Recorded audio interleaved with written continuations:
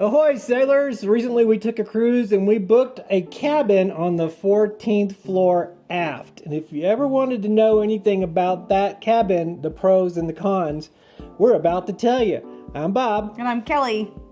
And this is going to be a cabin review at 14082A.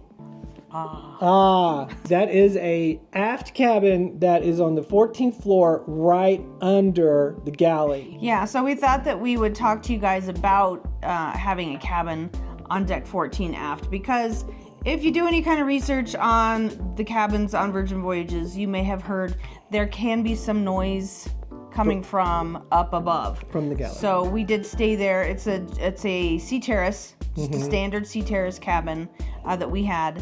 But we thought we would tell you some pros and cons of what we thought of our cabin. Right. So let's go with the pros first. It's always good to be positive first. I love the pro is that it's on the 14th deck. Yeah. And it's in the back, so it's one flight up to the galley. Yeah, or one flight down from the galley. From the galley. So if you're a late night snacker, this is a place for you because it is easy to get to the galley from this cabin. Super convenient. Our cabin was almost right underneath gun bay. So gun bay is kind of in the back part of the galley. Right. I don't know which side starboard. I don't know. It doesn't matter. Starboard or port. If you know where gun bay is, we're underneath it. Yeah. But yeah, super quick walk or elevator ride up and down, from the galley for late night snacks, drinks, things like that. Breakfast, early morning. Breakfast, whatever. Yeah, tea, coffee, whatever you want. It was really, really quick. Yeah, Galley Access Pro. Galley Access Pro. Plus, another pro is kind of, the aft elevators are usually less busy than the midship elevators. Or four. Yeah, so you can, just ride that elevator all the way down to the wake, the dock house, things like that. It's pretty easy from the aft elevators to get up to your 14th floor cabin. So basically, it's really easy access to food. Yes. Food. So we prefer aft cabins. I don't know why. We just kind of do. We kind of like the engine. It's very, sometimes when you hear the engine and sometimes you don't, it's very comforting. It's like white noise. Yeah, a little bit. It's all your personal preference. We like noise when we sleep. We can't have it super quiet when we sleep.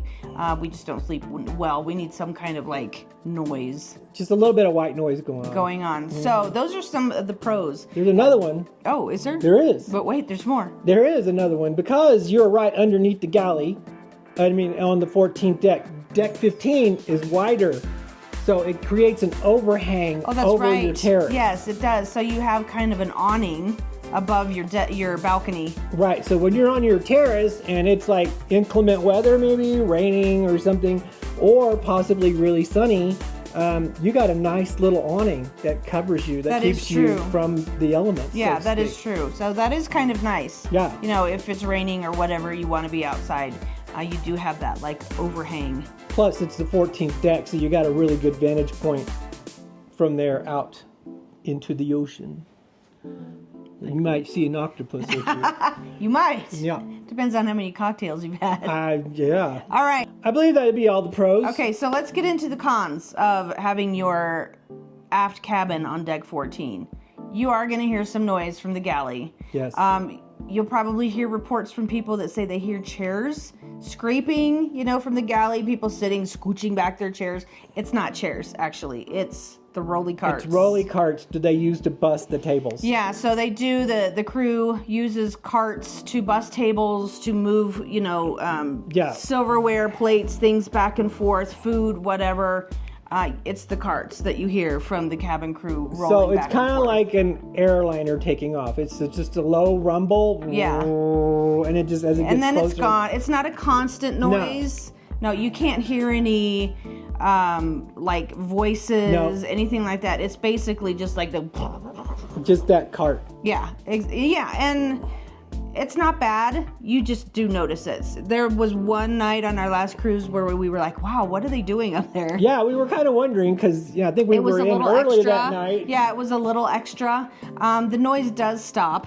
It does. What, at 1 o'clock in the morning? About midnight one-ish. It does not, it's not as bad. It's not as often. I don't even think we heard it after 1 o'clock. Either that or we were too tired to But care. after the galley starts to wind down, because there's only like one place that's open, Dine and Dash, Yeah. you know, after midnight. So Yeah. after that, it's pretty, quiet. yeah.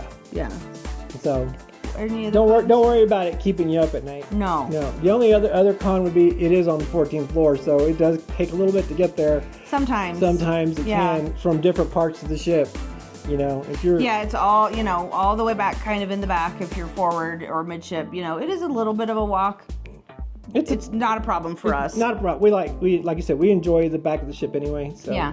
So just be aware. I know that there are other places on the ship where you can hear noise, like if you're under the manor, under the pool deck, maybe for parties, things like that. Right. Or above the red room. Yeah. Yeah. Yeah, we haven't had any of those cabins yet. We just wanted to kind of make you guys aware if you do have a cabin on the 14th deck aft, just know that you're going to hear a little bit of galley noise. A little bit of galley noise. Yeah. But like I said, you don't hear voices. You don't hear, like scraping, anything high pitched or But honestly, irritating. I thought our cabin was really spacious. We had a lot of space in between the bed and the TV. Some of the spaces are really narrow. This one was a little bit wider. I thought, we had a nice chair. I actually really liked that cabin. The sea terrace was great. Yeah. So yeah, I think the cabin, of all the one little minus, doesn't outweigh all the pluses. No, I don't think so. Not to us. Anyway. No, I wouldn't hesitate to, have another cabin there again. Personally, if you're, a light sleeper, if noise really bothers you when you're trying to sleep, things like that, you may notice it. You'll probably notice it during the day as well, because they're going to be rolling those bus carts like back and forth. If you're in your cabin, in the mid of the day, trying to take a nap, whatever. If you're noise sensitive, just be aware of that. Yeah. Yeah. I don't remember hearing it on the balcony. Did you hear it on the balcony? When we were outside? No, I don't recall. But I don't recall being outside on our balcony that much. No. Okay. Anyway. Okay, so I hope that answers your questions. If it doesn't, please send us comments, and we will answer whatever we can. Yeah, exactly. Like I said, we were in 14082A. Mm-hmm. It's just a regular sea terrace. Nothing special. Nothing. Well, all are special. They're all special. Nothing out of the ordinary about that cabin, other than the noise from the galley. Right. Yeah. So, like Bob said, if you have any questions for us, don't hesitate to ask. Leave it in the comments below, and we will help you guys out as much as we possibly can. Yes, we will. All right. So do us a big favor. If you haven't already, hit the subscribe button. Ding the notification bell so you know when we post. Give us a thumbs up if you enjoyed this video, and we will see you guys next time, okay? Love you, bye. Love you, bye.